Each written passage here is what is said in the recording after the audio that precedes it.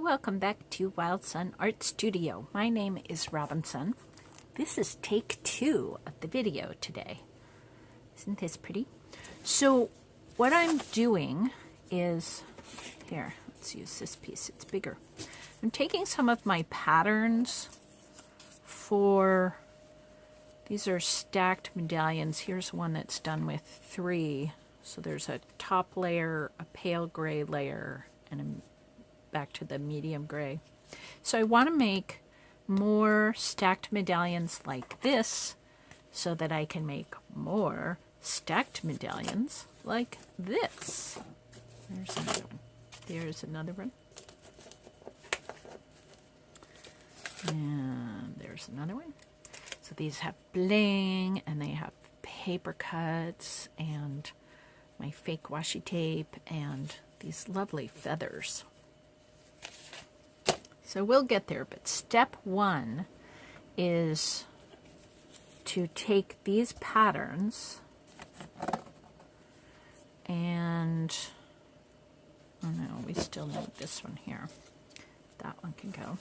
To take these patterns and start building up some layers. So I've got a couple all cut out there, and I am just finishing up these. So I cut 4 layers of cardstock all at the same time.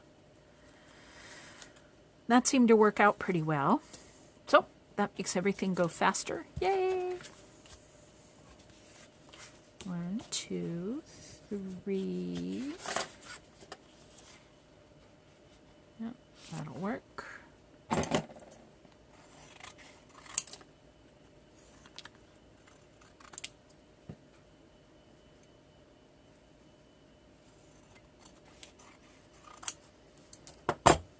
Have a little dip there, so I just need to stay aware of that. Let's try doing some littles in here.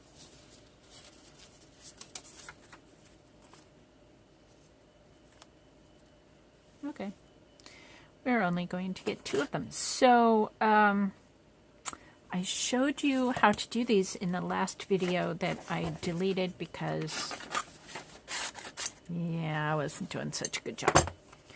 So the way to make these is to fold a piece of paper in half that's, you know, more or less the size that you want for your finished medallion.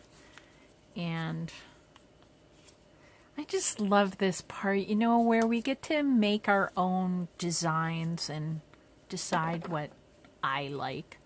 And I'm not at the beck and call of anybody else's opinion of what is beautiful. I get to choose that all by myself.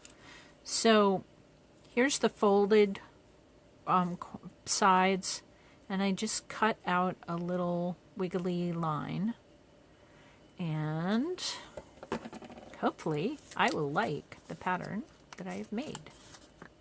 Ooh, I do like the pattern that I've made. Success. Tra-la. Oh, I like that a lot. Holy cow. Yay. That doesn't fit there, but you know what? Let's do this.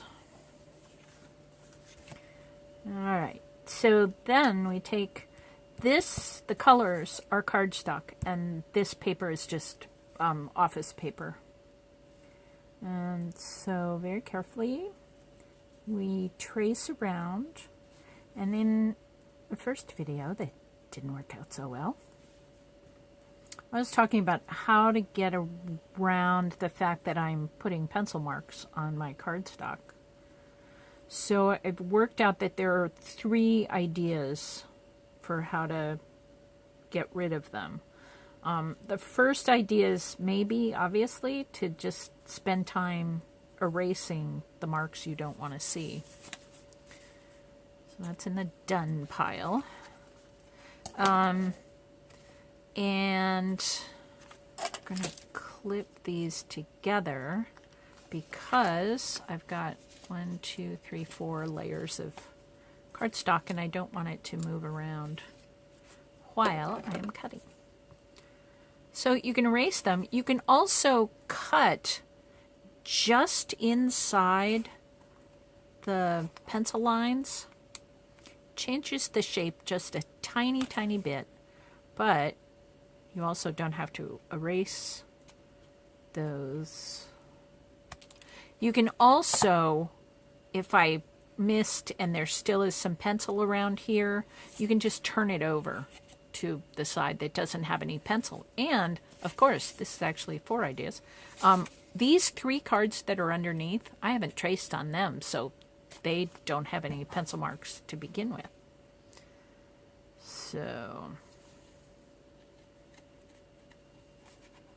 I love having these stacks I showed you in the first video that we're not watching. I have this whole little kit full of patterns like this that I have. I didn't do that, did I? Okay. That I've made over the past few months. And I just keep the patterns, and I had them all spread out here on my desk, and it's very clear to me that sometimes I like a shape and sometimes I don't. So it's nice to have that big bag of options for me to go through whenever I have a need for more ephemera like I do today. And I need to make some, I call them embellished stacked medallions. And of course, I could embellish them with 97 things.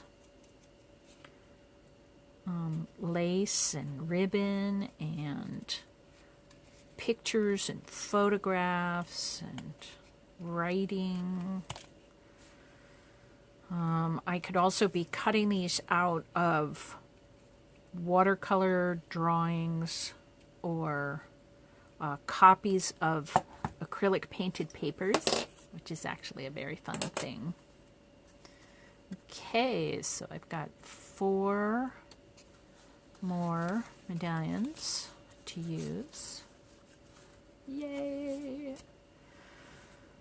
I want to build a big stack. Let's see if I have any more littles that might fit there. No. Oh, I almost could have, but no. Okay, be that way. We'll save that for something else. Let's use, that's pretty small. Let's use brown and turquoise and orange and yellow.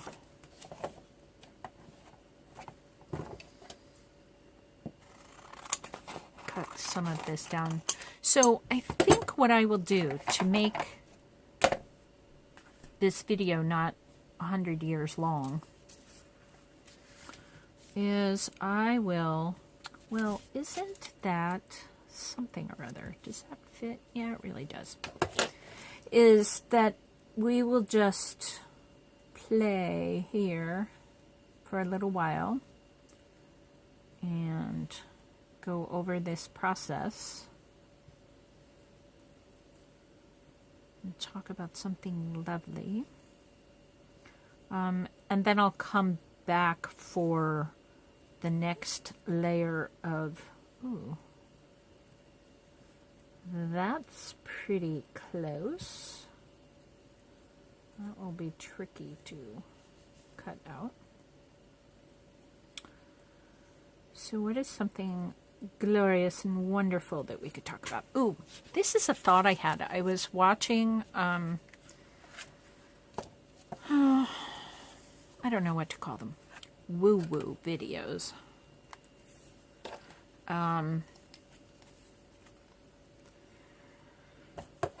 Sort of videos about our spiritual lives. I've told you this before, but maybe you haven't seen that particular video. I got really sick a couple of years ago, and then, ta-da! Magic, magic, I got better. And while I think that I always believed that, I don't know, the possibilities that there are angels or spirit beings or something who hang out with us and maybe help us out. I don't know. That doesn't seem like such a wild and crazy idea. So I've kind of always thought that, but there's something about healing a major illness. I was told at one point that I would die, and so if that person's prediction had come true, I would be dead for about 1.5 years already. And clearly I'm not. Yeah, so that just seems phenomenal and magical to me. So I think about spirit life and what are the possibilities. So anyway, I was listening on YouTube to a guy who I like. He's sort of adorable. And I don't mean like, yeah, I mean he's pretty young. He's very energetic and he can get silly on his videos. But he talks about stuff. He had a spiritual awakening years and years ago as basically a kid. That's kind of cool. So I know that happens all the time. People have spiritual awakenings as children. And there's this part of me that sort of wishes that was me, but it wasn't. I don't know. I guess stuff happens when you're ready or something. Anyway, I'll link Aaron below. What he talks about is a little outside. We don't talk about this stuff in this way very often. And I think that's a part of what I like about him is he's just willing to say things that sound outrageous to me. It's kind of fun.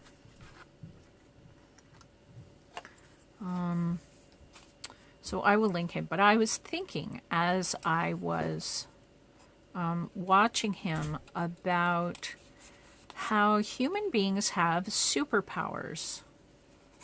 I'm sort of sitting on this for a couple of days. I like this idea. And we don't have to be aliens from another planet. We can still be humans. And we can have superpowers. I was watching a video about this man out in, I'm assuming that was Los Angeles, the beach at Los Angeles, and I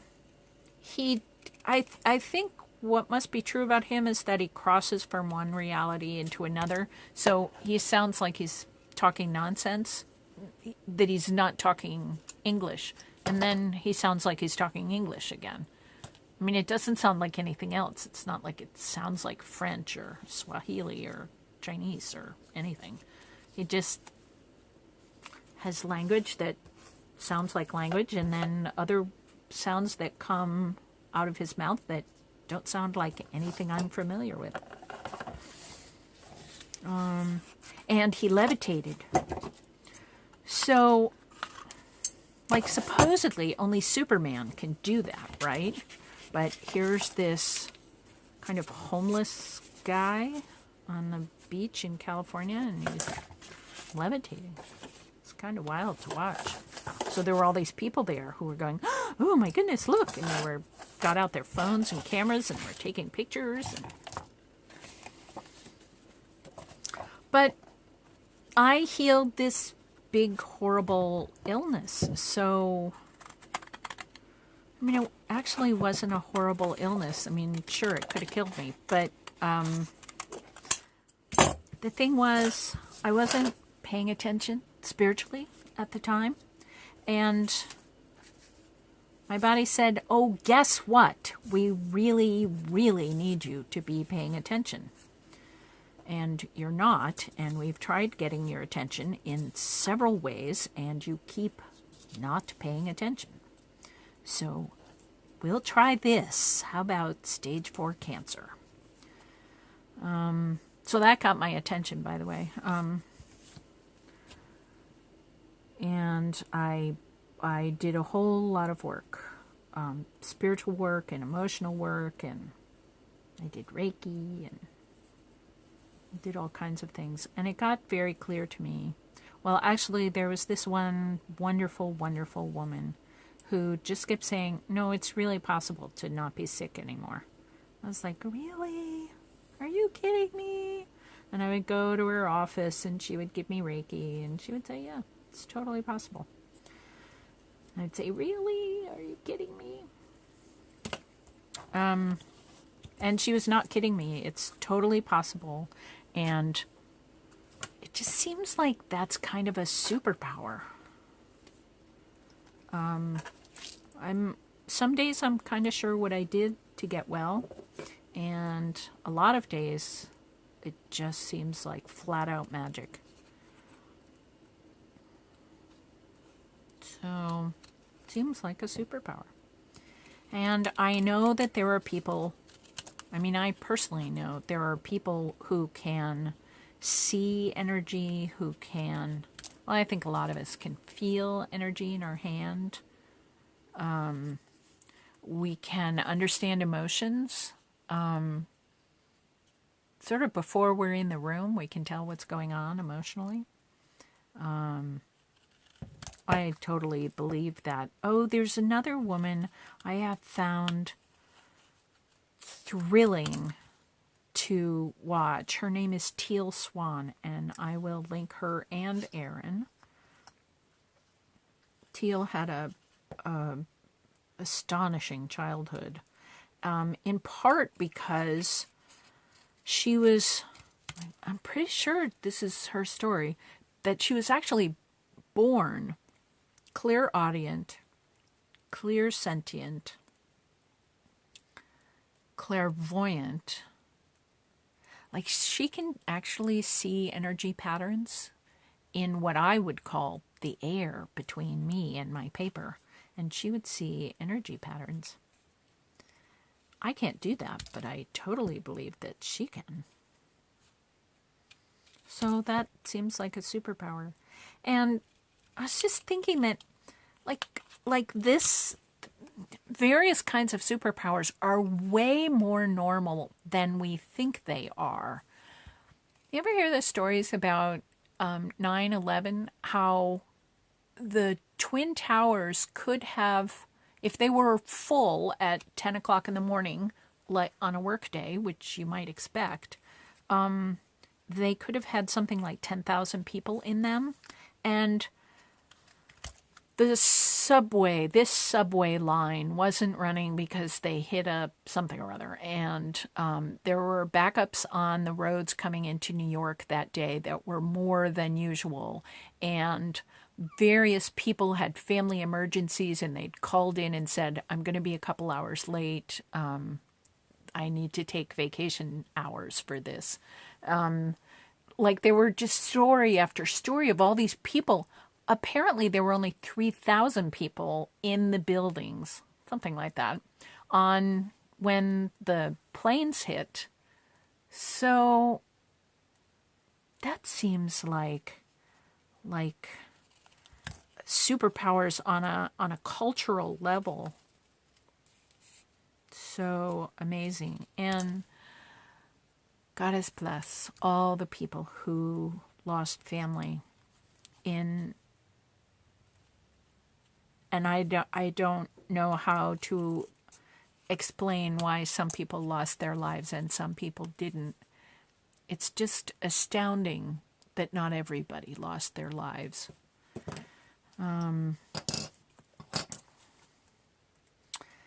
And yeah, there are healers, but even as a mom, or I'm guessing a dad, like, have you ever had experiences with your kid where you sort of knew something was going on and you diagnosed it, and the kid was either too young to tell you about it or didn't quite understand it themselves, and so couldn't have told us about it, but we knew what to do to help them, even though we're not doctors or therapists or whatever. So, yeah. So I think parenting is often a kind of a superpower.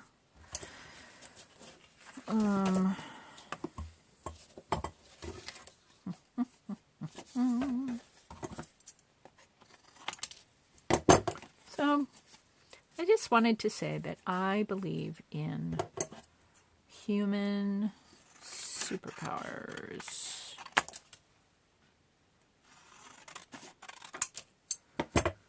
Ooh, let's add purple.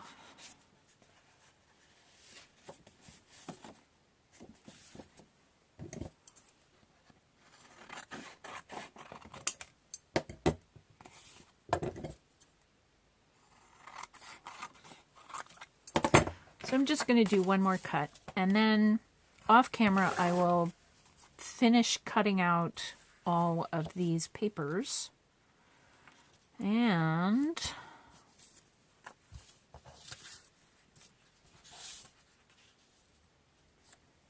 then I will come back and we will make, I don't want to do that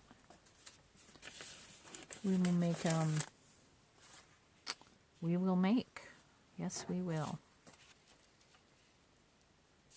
We'll start layering these up and decorating them. And go on about the business of being wonderful artists who make choices about what colors we like and what materials we like and what textures and patterns we like to make. And somehow we, as a species, say everything we need to say. I was looking at a piece of writing I did in one of my journals, and how important this act of self-expression is for us.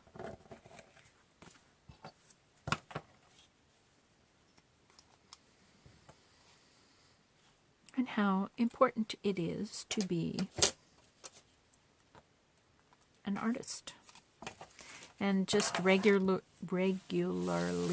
practice self-expression. And it's totally fine that I might like one set of colors, patterns, textures, and you might like another.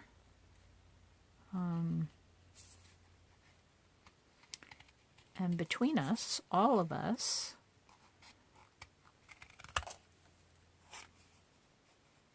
we get everything said that needs to be said.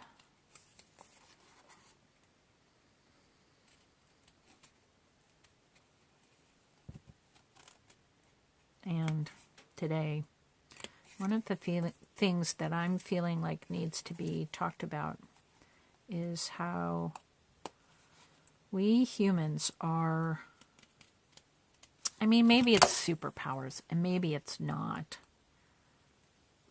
Maybe it's just regular human power. Like, more of us are clairaudient and clairsentient, and yeah, more of us have more clarity than we think have it. And like, what if we just started talking to each other like, oh yeah, so this is what I can do, what can you do? That would be fun. If you are watching this video, and if that feels like a safe thing to do, you could leave a comment and tell us if you have some kind of a superpower. Have you ever healed yourself or somebody else? Have you ever had experiences talking to either spirits you've never met or maybe the spirit of a person you knew here on the planet, and they have passed on and yet you've had a conversation with them? Or are you clairaudient or clairsentient? Or, yeah, like, how cool are you? This is the question we have at the moment. All right. So this is my to-do list. This is my to-done list. We have lots of pretty papers. Oh, look, we even have some cutie pie little greeny ones. Oh, these two have bendies in them. Well, we'll make that a part of whatever it is we're doing when we get there. So do come back next time and help me stack these all up in ways that are pretty. So here's my blessing for you. First of all, I love you and thank you so much for being here and keeping me company while I keep you company. And so I send you my love and I send you wishes for making beautiful stuff in your life, whatever seems beautiful and glorious to you. And I will see you next time.